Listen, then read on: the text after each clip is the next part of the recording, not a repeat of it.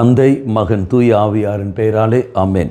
இயேசு கிறிஸ்துவின் அன்புமிக்க சகோதர சகோதரிகள், உங்கள் அனைவருக்கும் கிறிஸ்து இயேசுவின் அன்புகளது வணக்கத்தை தெரிவித்துக் கொள்கின்றேன். இந்த நற்செய்தி பாகமானது யோவான் நற்செய்தி 9ஆம் அதிகாரம் 1 முதல் 41 வரை திருவாக்கியங்கள். குறிப்பாக 1வது வாக்கியம், இயேசு சென்று கொண்டிருக்கும் போது பிறவியிலேயே பார்வையற்ற ஒருவரை கண்டார். பிறவியிலேயே அவன் ஊனமுற்ற நபராக இருக்கின்றான், ஊனமுள்ள மகனாக இருக்கின்றான். தெய்வம் அவனை கண்டார், அவனுக்கு விடுதலை கொடுத்தார். அன்பார்ந்தவர்களே, பிறவிலேயே பார்வையற்ற நபராக இருக்கின்றவன் அவன் செய்த தவறுமல்ல, ஆனால் அவன் வழியாக தெய்வத்துடைய வல்லமை வெளிவருது நாம் காண்கின்றோம். அதே மாதிரி நான் ஊனமாக பிறந்திருக்கிறேன் என்றால் அது நான் செய்த தவறல்ல. ஒருவேளை கடவுளுடைய திட்டமாக அப்படி இருக்கலாம். அப்போது அவருடைய இறைவனுடைய திட்டம் என்னவென்று அறிந்து கொண்டு நான் அதுக்கேற்றபடி செயல்பட வேண்டிய ஒழிய மாறாக ஐயோ நான் ஊனமாகிட்டேனே, நான் ஊனமாக பிறந்து விட்டேனே, எனக்கு ஊனமான பிள்ளைகள் வந்து விட்டார்களே என்ற பயம் அல்ல, என்ற குழப்பம் அல்ல, என்ற சங்கடம் அல்ல நமக்கு தேவை. மாறாக ஆண்டவரே, ஒருவேளை என்னுடைய தவறினால் அது ஏற்பட்டது என்றால் இதோ நான் மன்னிப்பு கேட்கிறேன் என்று மன்னிப்பு கேட்கிற சமயத்தில் தெய்வம் நமக்கு மன்னிப்பு தருகின்றார், விடுதலையும் சௌக்கியம் தெய்வம் தருகின்றார்.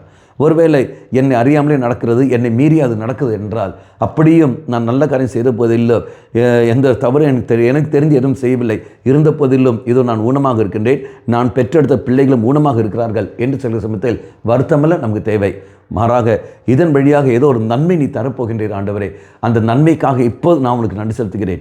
எவ்வாறு இந்த பிறவிலேயே அவனுக்கு பார்வையற்ற அந்த மனிதனுக்கு எவ்வாறு அவன் வழியாக உடைய வல்லமையின் கிருபையை நீ வெளிக்கொண்டு வந்தீரோ, மக்கள் அவனை ஒரு கருவியாக பயன்படுத்தி கொண்டு உடைய அபிஷேகம் கொடுத்தீரோ, அதே போல் என்னை ஒரு கருவியாக பயன்படுத்துவீர், என் குடும்ப அங்கத்தினர்களை ஒரு கருவியாக பயன்படுத்துவீர். நான் பெற்றெடுத்த அந்த ஊனமுள்ள மகன் மகள் அவளை ஒரு கருவியாக பயன்படுத்தி கொண்டு இதோ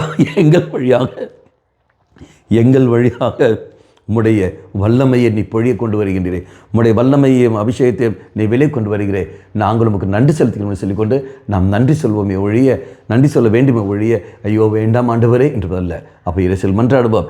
வேதனை என்னால் தாங்க முடியாது, ஏமாற்றங்கள் தாங்க முடியவில்லை, இருந்த போதிலும் மனித பலவீனத்தின் காரணமாக ஏன் என்ற கேள்வி கேட்டுப்பேன். ஆண்டவரை நான் மன்னிப்பு கேட்கின்றேன். எங்கள் நன்மை மட்டுமே செய்கிற தெய்வமே, இதிலிருந்து நான் என்ன நன்மை காண வேண்டும் என்பதை எனக்கு வெளிப்படுத்தார் என்று சொல்லிக்கொண்டு இறைச்சல் அவ்வாறாக நான் ஜெபித்து மன்றாடுவோம். கண்களை மூடிக்கொள்ளுங்கள். பிறவிலேயே பார்வையற்ற நபர் வழியாக நீ பல நன்மைகளை செய்தது போலவே ஆண்டவரே எங்களையும் நாங்களும் ஊனமுள்ள மகளாக இருக்கிற என் வழியாகவும் நன்மைகளை செய்தல்லும். இது அதற்காக என்னையே நான் விட்டு தருகின்றேன். அம்மா மாதாவே, தெய்வ மாதாவே, எங்கள் மாதாவே, என் அன்னையே, விசேஷமாக எங்கள் காப்பறிந்து பேசும். ஆமேன். தந்தை மகன் தூய ஆவியாரின் பெயராலே ஆமேன்.